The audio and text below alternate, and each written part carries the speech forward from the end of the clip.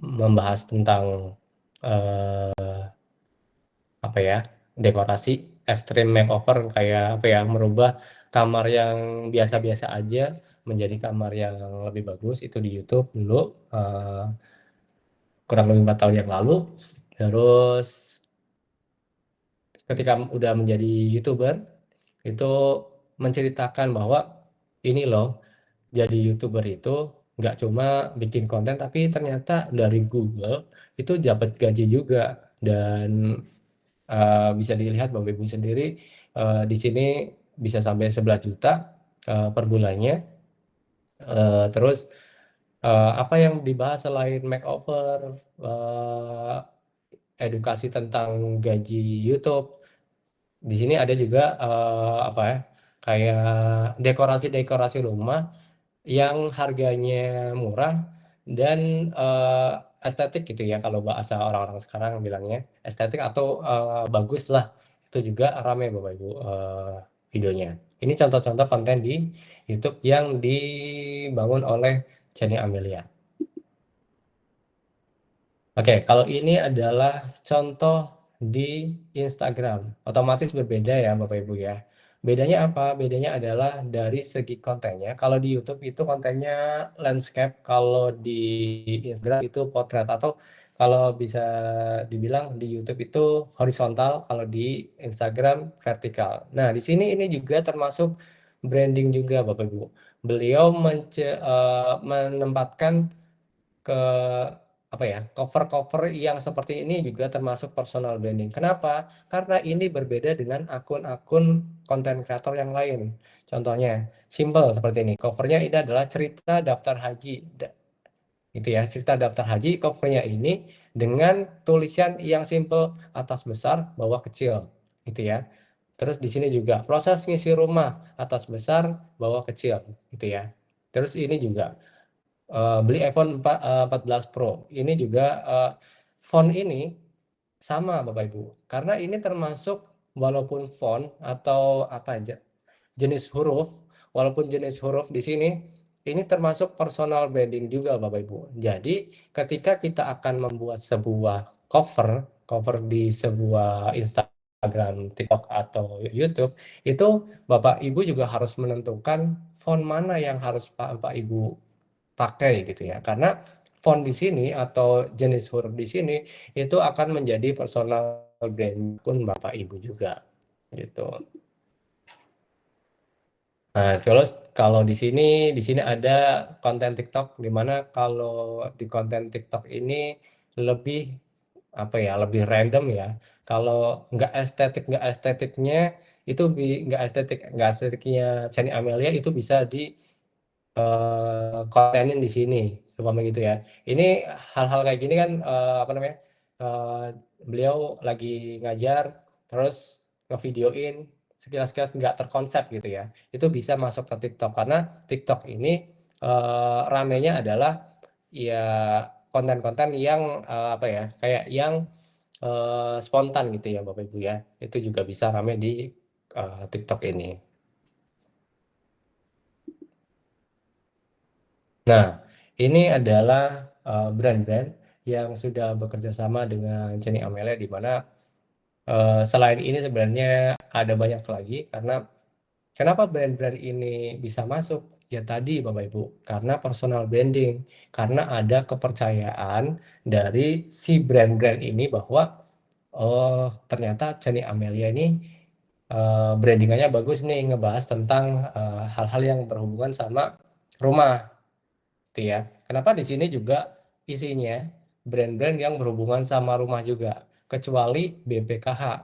BPKH ini kan haji ya Bapak Ibu ya. Kenapa BPKH bisa masuk? Ya tadi karena ada yang namanya salah satu konten Chani Amelia itu yang naik, yang berjudul ini Bapak Ibu, yang berjudul ini cerita daftar haji.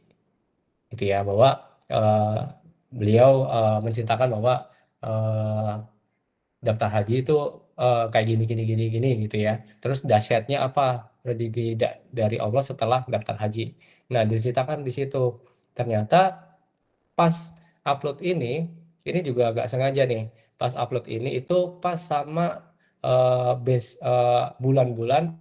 bulan-bulan besoknya itu mau ada apa ya, bulan-bulan naik haji gitu Bapak Ibu. Jadi disitulah BPKH ada konten di Jenny Amelia yang naik, akhirnya dipanggil ke BPKH RI untuk menjadi bintang tamu di sana dan menginspirasi anak-anak muda yang lebih memilih beli mobil daripada daftar haji dulu seperti itu. Nah, ini adalah brand-brand yang udah bekerja sama dengan Jenny Amelia, udah banyak. Selain ini juga ada lagi sebenarnya, tapi sebagian besar itu yang berhubungan sama apa ya, produk-produk rumah tangga. Walaupun ada juga yang berhubungan sama pendidikan, kayak seperti ini ya, apa namanya, kayak aplikasi belajar edukasi itu juga pernah, terus sekolah-sekolah juga pernah kerjasama dengan Jenny Amelia. Oke, Bapak Ibu pasti tahu juga yang namanya story ya, story Instagram. Story Instagram di sini juga termasuk salah satu personal branding yang kuat Bapak Ibu. Karena ketika Bapak Ibu malas untuk menyediakan konten bukan malas ya, belum sempat untuk menyediakan konten di feed, postingan Instagram itu juga setiap harinya harus. Karena apa? Seperti yang tadi saya bilang, di komunitas Bapak Ibu, ketika Bapak Ibu sudah punya personal branding, loyalitasnya itu harus dibangun terus. Jadi intinya story di sini itu harus ada setiap hari karena menandakan bahwa akun Bapak Ibu itu masih ada, akun Bapak Ibu itu masih hidup gitu ya. Jadi masih bisa menyedia atau apa ya, kayak bisa berkomunikasi antara Bapak Ibu dengan atau kita sebagai kreator dengan followers kita. Dampak story itu jangka panjang, di mana ya tadi yang saya bilang, walaupun Bapak Ibu masih masih ngerjain feed atau masih ngerjain reel, itu IG story aja dulu, komunikasi dengan followers kita, karena hal itu penting, di mana agar apa ya, agar eh, akun Bapak Ibu tidak kosong, tidak mati. Karena seperti pengalaman saya kemarin pernah bekerja di sebuah kampus, dan di mana eh, saya nggak sempat untuk naikin feed, reel, atau bahkan story itu nggak sempat. Akhirnya apa? Akhirnya followers kita itu menurun gitu Bapak Ibu. Yang tadinya harusnya 10.000, sekarang menjadi 9.000 berapa gitu. Jadi kok apa namanya, IG story ini wajib dan harus dilakukan ketika Bapak Ibu sudah punya personal branding di sosial media Bapak Ibu. Oke, di sini kenapa IG story penting dalam membangun personal branding? Karena ya seperti yang tadi saya bilang, membangun kedekatan dan keaslian bahwa Bapak Ibu itu bukan robot, Bapak Ibu itu benar-benar konten kreator yang benar-benar manusia. Makin sering muncul, makin sering diingat. Jadi ketika story sering ada terus, makin diingat terus tuh. Biarin orang-orang yang nggak suka sama kita, sebel sama kita. Yang penting ketika kita udah memutuskan untuk punya personal branding di sebuah sosial media, ya sering-sering aja muncul, sering-sering aja upload story, karena makin yang yang apa ya, yang menerima dampaknya kan orang lain yang suka sama kita. Kalau yang nggak suka ya udah biarin gitu. Terus memperkuat citra diri adalah atau nilai personal branding.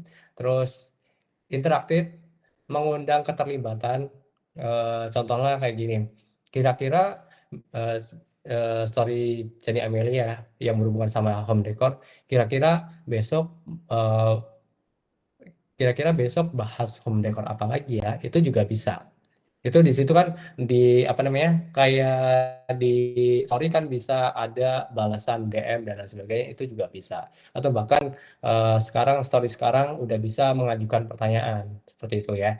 Nanti dengan adanya jawaban-jawaban itu, akun Bapak Ibu itu akan lebih engagementnya akan lebih tinggi dan akan disarankan ke yang bukan pengikut-pengikut Bapak Ibu seperti itu.